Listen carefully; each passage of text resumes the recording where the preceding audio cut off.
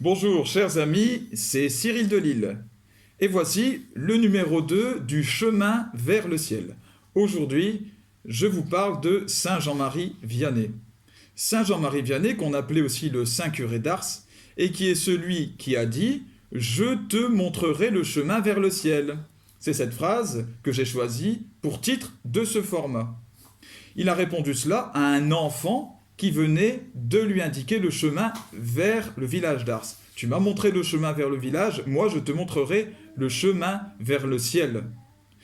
Saint Jean-Marie Vianney était l'enfant d'une famille de paysans, peu instruits, très travailleurs dès son plus jeune âge, mais il a montré assez tôt un goût pour le monde spirituel divin. Voilà, avec sa simplicité d'esprit, avec sa simplicité, mais sa largesse de cœur.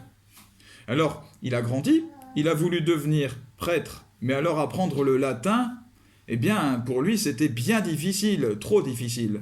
Alors, l'Église a dit, il ne peut pas devenir prêtre. Il manque d'intelligence, de bon sens. Mais un prêtre s'était mis à s'occuper de lui, de Saint Jean-Marie Vianney. Et lui, qui était son père spirituel, croyait en lui et voyait qu'il y avait une possibilité d'en faire un bon prêtre.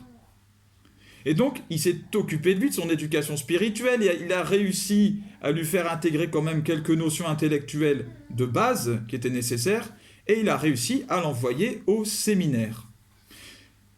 Saint Jean-Marie Vianney est devenu prêtre, et alors il a été envoyé contre sa volonté dans une petite église d'un petit village nommé Ars, loin de tout. Et alors là, dans cette toute petite église, ce petit prêtre est devenu, avec le temps, le prêtre le plus connu de France, voire au-delà. Il parlait avec le cœur, avec simplicité, mais il allait vraiment au cœur des sujets. Et il touchait profondément ses auditeurs. Ses homélies, son attitude ont attiré beaucoup de monde. Beaucoup, beaucoup, beaucoup.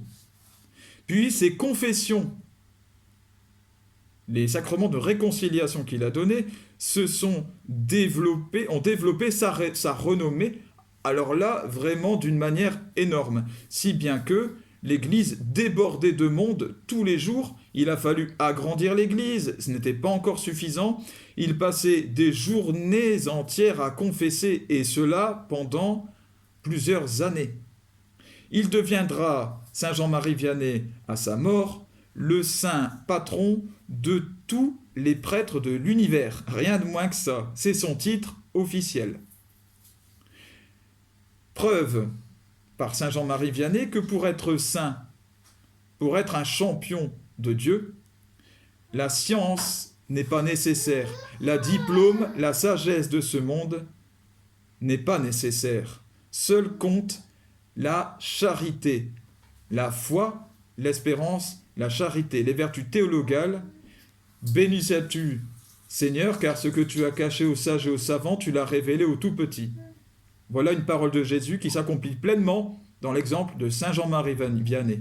Salut à vous et Dieu vous bénisse.